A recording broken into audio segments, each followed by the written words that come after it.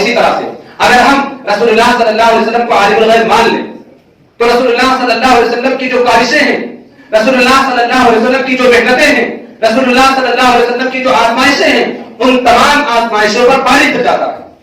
میں بطور نمونہ ایک مثال ذکر کر رہا ہوں، غزوہ بدر کا نام آپ نے سنا ہوگا، جو سن 2 ہجری کے اندر عنوان ہوا۔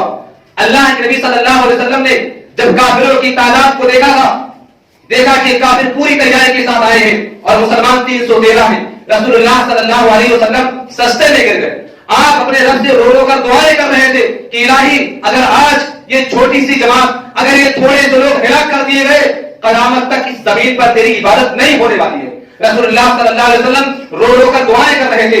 میرے بھائی اور دوستو، اگر آپ صلی اللہ علیہ وسلم عالم الغیب تھے، اگر آپ کے پاس غیب کا علم تھا، اگر آپ کو معلوم تھا کہ فرشتوں کی مدد آنے والی ہے، اللہ تعالیٰ فرشتوں کے ذریعہ سے مدد کرے گا، تو پھر آخر اس طرح سے رو رو کر دعائیں کرنے کی کیا ضرورت تھی؟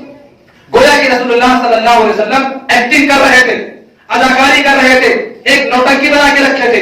میرے بھائی اور دوستو، عالم الغیب ماننے سے بہت ساری پریشانیاں، بہت ساری چیزیں لاحق ہوتی ہیں، اور اسی طرح سے اگر ہم عالم الغیب ہونے کا دائرہ تمام انبیاء کرام پر وسیع کر دیں تو تمام انبیاء کرام کی جو قربانیاں ہیں، تمام انبیاء کرام کی جو کاوشیں ہیں، تمام انبیاء کرام کی جو آزمائشیں ہیں، وہ محض اداکاری بن کر کے رہ جاتی ہیں۔ ابراہیم علیہ السلام کا اپنے بیٹے کو ذبح کرنے کے لیے تیار ہونا کوئی کمال نہیں تھا۔ کیوں؟ کیونکہ ان کو معلوم تھا کہ دمبا آنے والا ہے، میرا بیٹا ذبح نہیں ہوگا۔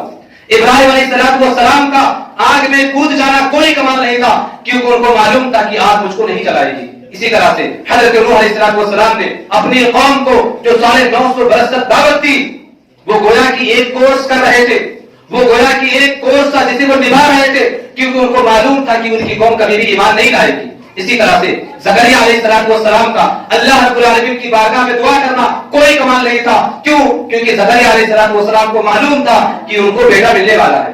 اسی طرح مچھلی کے پیٹ میں دعا کرنا، مچھلی کے پیٹ میں رو رو کر اپنے رب سے دعائیں کرنا کوئی کمال نہیں تھا، کیونکہ یونس کو معلوم تھا کہ مچھلی ان کو نہیں کھائے گی۔ میرے بھائی اور دوستو، محض ایک علم غیب کا عقیدہ ثابت کر کے لوگ ان تمام انبیاء کرام کی کاوشوں پر، ان تمام انبیاء کرام کی محنتوں پر، ان تمام انبیاء کرام کی عظمتوں پر پانی پھیر دیتے۔